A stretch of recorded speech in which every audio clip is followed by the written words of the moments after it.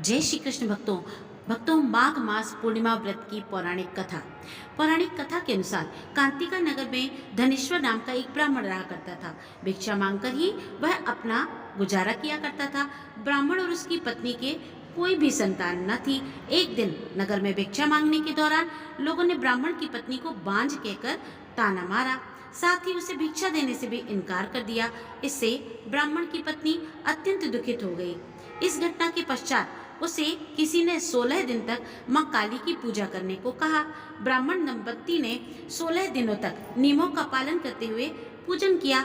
दंपत्ति की पूजा से प्रसन्न होकर 16वें दिन मां काली प्रकट हुई और उसे गर्भवती होने का वरदान दे दिया। इसके साथ ही उन्होंने यह भी कहा कि पूर्णिमा के दिन एक दीपक जलाना और धीरे धीरे हर पूर्णिमा पर एक एक दीपक बढ़ा देना। ऐसा कम से कम 32 संख्या तक जलाएं और दोनों पति पत्नी मिलकर पूर्णिमा का व्रत रखें। मां काली के कहे अनुसार ब्राह्मण दंपत्ति ने पूर्णिमा को दीपक जलाने शुरू कर दिए और व्रत रखे। ऐसा करने से ब्राह्मणी गर्भवती हो गई। कुछ समय बाद ब्राह्मणी ने एक पुत्र को जन्म दिया। इस पुत्र का नाम देवदास रखा, लेकिन देवदास अल्पायु था।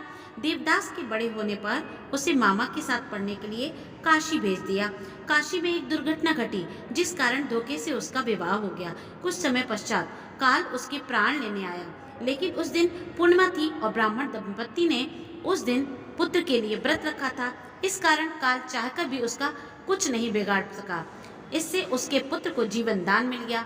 इस तरह पूर्णिमा के दिन व्रत करने से सभी संकटों से मुक्ति मिलती है और सभी की मनोकामनाएं पूर्ण होती हैं। जिस प्रकार भगवान ने ब्राह्मण दंपत्ति की मनोकामना पूर्ण की, उसी प्रकार से हम सभी की मनोकामना भी पूर्ण करें। जय श्री कृष्ण भक्तों।